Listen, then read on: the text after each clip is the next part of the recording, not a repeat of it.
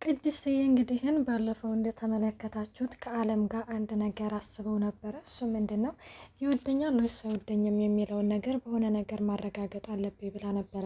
እናም እንግዲህ አለምዬ ከብዙ ጊዜ እንግዲህ እንደተመለከታችሁት እኔ ለባለ ሀብት ልዳርሽ፣ ያ ባለ ሀብት ደግሞ ድንግል የሆነ ሴት ነው የሚፈልገው እያለችም እንግዲህ ግን ለሌላ ሰው እያስማማቻት ነበረ።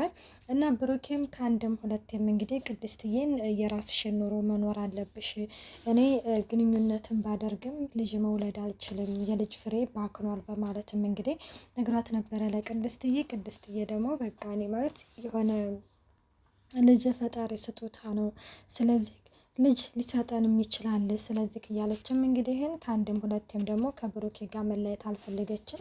ቅድስትዬ እንዳያችሁት እሱስ በእንደዚህ አይነት ነገር ነው፣ እኔስ መውለድ እንደማልችል በምን እርግጠኛ ነኝ፣ ስለዚህ አብሬው መለኮሳለሁ እንጂ ከብሩኬ ጋር በፍጹም አልለያይም ብላም እንግዲህ መልሳላት ነበረ።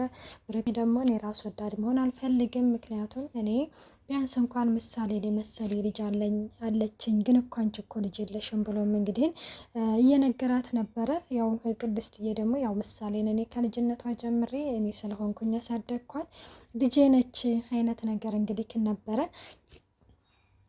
እና ሙዶቼ እንግዲህ ባለፈው እንዳያችሁት ማለት ነው ቅድስትዬ ከብሩኬ ጋር አንድ ላይ ነው የምተኛው ብላ ነበረ። ብሩኬም ለምንድን ነው እዚህ የተኛሽው ሲላትም አይ ለዛሬ ብቻ ነው በማለትም ነበረ የመለሰችላት። እና እንደዛ ስትለው እንግዲህ ግን ስልኩ እንግዲህ በተደጋጋሚ እየተደወለባት ነበረ። ስልክሽ እኮ በተደጋጋሚ እየተደወለበት ነው ለምንድን ነው የማታነሺው ሲላትም እሺ ምናምን ትልና ያንን ስልክ ታነሳዋለች። እንግዲህ ስልኩን ስታነሳው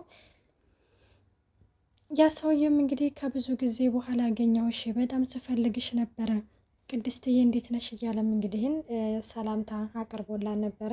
እና ለምንድነው አንተ የማትተወኝ እኔ እኮ ባለ ትዳር ነኝ እያለችም እሷም ብሩኬ ፊት እያወራች ነበረ። ብሩኬ እንግዲህን ይሄንን ነገር ሰምቶ ስልኩን ከጆሮዋ ላይ ሲቀማት እኔ ቀንቶ ነው አይነት ነገር ነበረ የተመለከትኩበት። ግን ደግሞ እንዳሰብ ነው አይደለም፣ ሽማግሌ ላክ፣ ነገ እንጠብቅሃለን፣ እንደውም ምን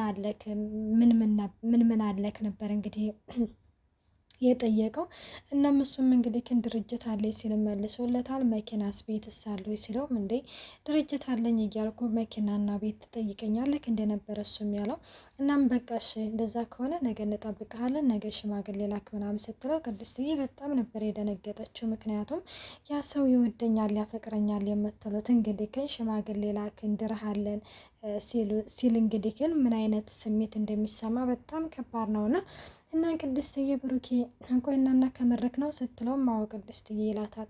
እኔ እኮ ግን የምትወደኝ ይመስለኝ ነበረ ስልም እኔም እስከ እንደዛ ይመስለኝ ነበረ፣ ግን በቃ መሆን ያለበት ነው የሚሆነው፣ ስለዚህ በቃ እንደዚህ ሆኖ መቀጠል ያለበት፣ የራስሽን ኑሮ መኖር አለብሽ፣ እኔ ላንቺ የምሆንሽ ሰው አይደለሁም ብሎም እንግዲህ ግን ይነግራታል ማለት ነው። እሷም እንግዲህ በዚህ ጊዜ እንደዛ ነው ወይ ብላ ኩርፋ ወደ አለም ጋር ትሄዳለች። አለም ጋር እንግዲህ ስትሄድ ብሩኬን ይወድሻለሁ የቅድስት እያፈቅርሻለሁ፣ ግን ደግሞ ይህንን ነገር የማደርገው ለራስሽ ብዬ ነው በማለትም ብሩኬም ለብቻው እየተናደደ ቆይ ፈጣሪ ለምንድን ነው ሙሉ እንዳደረክ የማታኮራይ? ቆይ እናና ምን አርጌ ነው ምን በድዬ ነው እያለም ወደ ፈጣሪውም እየተማጸነ ነበረ። እንግዲህ ወደ አለም ጋር መጣ።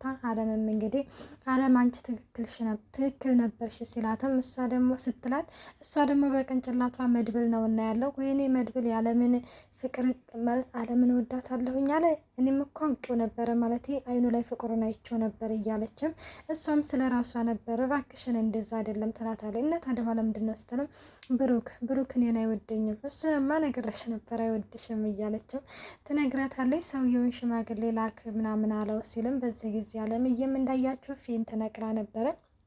ምን እያልሽ ነው አልገባኝም፣ ጭራሽ ሽማግሌ ላክ አለው ስትልም አወድ እንደዛ አለው እያለችም እንግዲህ ግን ትነግራታለች ማለት ነው። እንግዲህ ከሚባለው በላይ አለምን ፌንት ትነቅላለች። ፌንት ስትነቅል አንቺ አለም እባክሽ ተይኝ እሷ ምክንያቱም ቅድስትዬ ሰማይና ምድር ተገለባብጦበታል፣ እንኳን እሷ ልታባብል ተይኝ እባክሽ ብላም እንግዲህ ትተዋታለች። አለምም ለምንድን እንደዛ ከሆነ ብሩኬ ማለት አልፈልግም ካለ ግን እንዴት እንደዚህ ያደርጋል? እንዴት ይሄን እንደዚህ ያደርጋል ማለት ይሄ እኮ በዘራችንም የለ እያለችም ትናገራለች ማለት ነው። እና ይሄንን ነገር እንግዲህ ስትናገራት ሰውየውን እንግዲህ ሽማግሌ ይላክ እስቲ እንደው ይድርሻል አይድርሽም የሚለውን ደግሞ እና አረጋግጥ እያለኝ ነው። ቆይ አንቺ ምን እየሆንሽ ነው? እኔ የማላውቀውን ሰው እንዴት ነው የማገባው? እሺ ብሎ ቢድረኝስ እያለች ነበረ።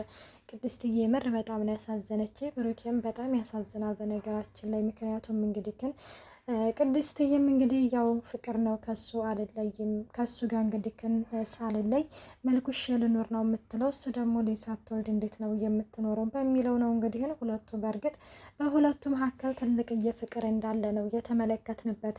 ሰላም ጤና ይስጥልኝ ውድና የተከበራችሁ የቻናሌ ቤተሰብ እንዴት ናችሁ? ደህና ናችሁ? ያለው እግዚአብሔር ይመስገን። እንኳን በሰላም መጣችሁ ወደዚህ ቻናል። ለዚህ ቻናል አዲስ የሆናችሁ ሰብስክራይብ በማድረግ ቤተሰብ ሆኖ እንደምነባሩ ስለምታበረታቱ እጅግ አድርጌ አመሰግናለሁ። ተወዳጅና ልብ አንጠልጣይ የሆነውን ዳጣ ምሳሌ ድራማ ይዘንላችሁ ቀርበናል። እናም አለምም እንግዲህ ይህንን ነገርማ ማድረግ ያለብሽ ይላክ ማለት እኮ ብዙ ነገር ሀብት እኮ አለው ያልኩሽ እኮ ልጅ ነው እሱ ነው እኮ እያለች ነበረ። ቅድስትዬም እንዴት ነው ይሄንን ነገር የማደርገው እኔ እና አንቺ መቼም ቢሆንም በዚህ ጉዳይ አንስማማም ብላ ትታትም ትሄዳለች። አለምም በቃ እናቴ ልተኛ ሲጀመር ብሩኬ አይወድሽም እያለችም እየተናገረች እንግዲህ እንትን ትላለች።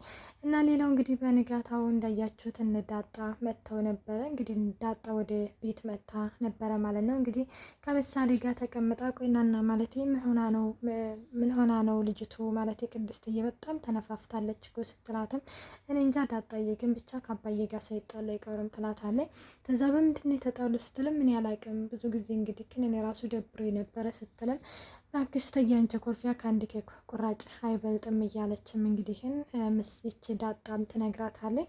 እና ግን የሆነ ነገር ማለት ተብሩኬ ጋር ታዲያ ብትጣላ እንደዛ መነፋፋት አለባት እንደ በጣም እኮ ነው የተነፋፋችሁ እያለችም እሷም እየነገረቻ ነበረ። እንግዲህ ለምን የሆነ ነገር አድርገን አናስቃትም እያሉ ነበር። ምንድን አድርገን ሲባባሉም እኔ እንጃ ግን ብቻ የሆነ ፕራንክ ነገር አድርገን እናስቃት ይባባላሉ። እነሱም እንግዲህ ግን በዛ መሰረት እሺ ተባብለው ነበረ። ሌላው እንግዲህ አለም ነች። አለም እንግዲህ መድብልን ማለት ነው በሩ ላይ እየጠበቀችው ነበረ።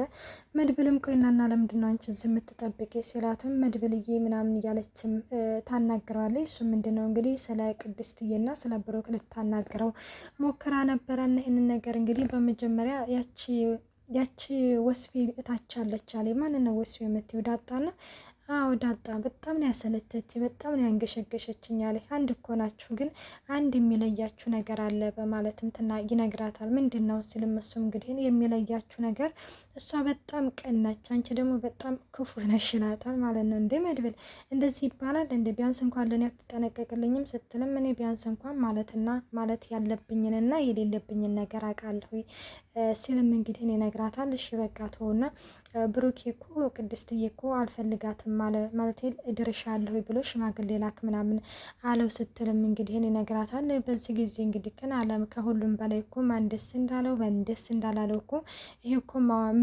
መገመት እኮ አያቅትም እያለ ነበረ። እነህንን ነገር እንግዲህ ግን ሲሉ ማለት ነው። ምክንያቱም እንደተመለከታችሁት ማለት ነው ያው አለም ለብዙ ጊዜ ቅድስትዬና ብሩኬ እንድለያዩ ትፈልጋለች። እና አለም እውነቱን ንገሪ ደስ ብሎሻል አላለሽም ሲላትም እሱማ እንዳለ ይሁንና ቆይ እናናሽ ግን አንተ አልተናድም አልተሰማህም ማለት የቅድስትዬ አላሳዘነችም እያለችም ተነግረዋለች። እና ለማንኛውም ይኸውልሽ ልጅም ሆነ ወንድምም ሆነ እህትም ሆነ ፍቅር ነው። በፍቅር መካከል ጣልቃ ይገባም ሲል መድብልም ይነግራታል። እሺ በቃ ማለት ብሩኬ እንግዲህ አልፈልግም ካላልፈልግም ነው ሌላ ምን ይደረጋል? ግን የኔና ያንተስ ጉዳይ አላለችም ማለት ደግሞ የኔና ያንቺ ጉዳይ ምንድን ነው ይላታል። ከዛ ምንድን ነው የኔና ያንቺ ጉዳይ ሲላት እንግዲህ ግን እንዴ መድብል ቆይናና ለምንድን ነው እንደዚህ የምትኮሻተረው? ቆይናና አልገባኝም ምን አድርጌ ነው? ቆይኔ ያንተ ሲጀመር ጸባይ ራሱ እየገባኝ አይደለም ስትልም እንግዲህ ግን ምን እንደሚገርም ታውቂያለሽ ሲላትም ምንድን ነው አላቅም ትለዋለች። ራስሽን አለማወቅሽ ሲልም እንግዲህ ግን መድብልም ይነግራታል ማለት ነው። በዚህ ጊዜ እንግዲህ እንዳያችሁት አንዳንድ ሰዎች የሆነ ጠቅ አድርገዋችሁ ሄዱና የሆነ ግራ የሚያጋባችሁ ነገር አለና መድብልም እንግዲህ አለምን እንደዛ ነው ያደረጋት። ምንድን ነው አልገባኝም፣ ምንድን ነው እኔ ማለት ራሴን የማላቀው ነገር ምንድን ነው እያለችም አለምን መሀል ላይ ጥያቄ ፈጥሮባታል። እና ቅድስትዬ እንዳያችሁ ደግሞ ሳሎን ትክዝ ብላ ተቀምጣ ወይ ፍቅር እያለ ነበረ። ከዛ ስታደርግ እንዴ ቅድስትዬ ስሟን ቀየረች እንደ ስትልም እኔ እንጃ እኔ እስከማውቀው ቅድስት ነው ስሟ እየተባባሉም እንግዲህ ያው እሷን ለማሳቅ ላይ ታይ እያሉ ነበር ዳጣና ምሳሌ። ግን ያው እሷ ደግሞ በጣም ደብሯታል። እንግዲህ ብሩኬን ያድንልሽ ቅድስትዬ። እና ውዶቼ መልካም ቆይታ። አስተያየታችሁን በኮሜንት አስቀምጡልኝ። ላይክ፣ ሸር፣ ሰብስክራይብ ማድረጋችሁን አትርሱ።